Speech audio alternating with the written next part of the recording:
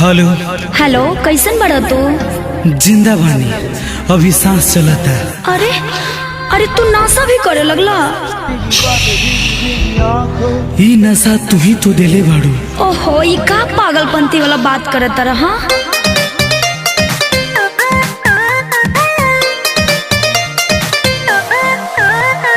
Mixed by Deepak Dilkash।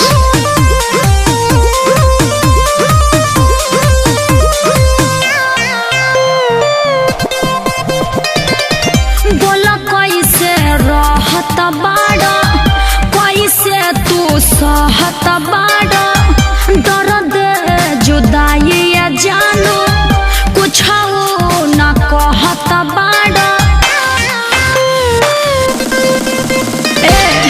बोला कैसे रहत बाड़ा, कैसे तू सहत बाड़ा, दर्द जुदाई जानू कुछ न कहत बाड़ा। बोला कैसन बाटे तबीयत पानी? आज फाटल करे जवा के हम सियत बहनी, आज पियत बानी तब जियत बहनी। अरे ऐसे मत करो।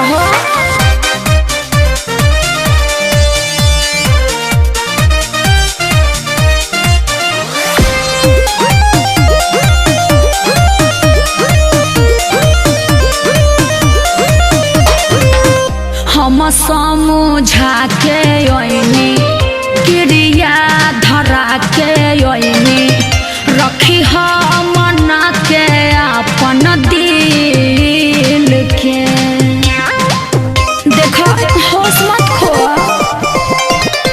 धोखा देलू प्यार में तू, का करी? गइलू ससुरार में तू। अरे ना हो। पूछा तारू कोई सन बानी हो।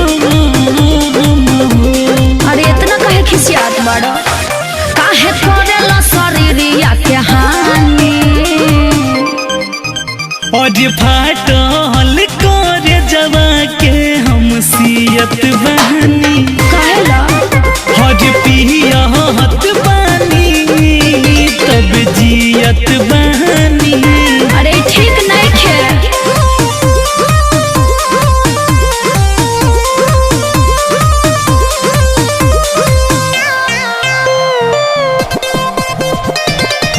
बुझ मजबूरी बाटे तब हिनु दूरी बाटे, प्यार नहीं बाटे तोह से कम हो।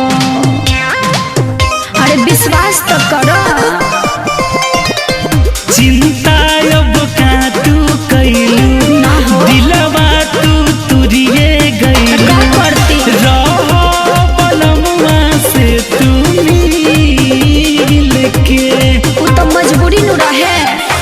मनु अजय बचन ताओ तानी।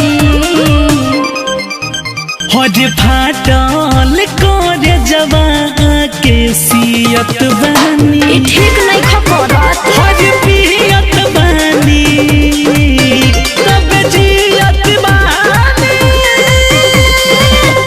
अरे जा यार, अब चली जा। अरे साफ पगला गल बड़ा का, संभाला अपने आप के।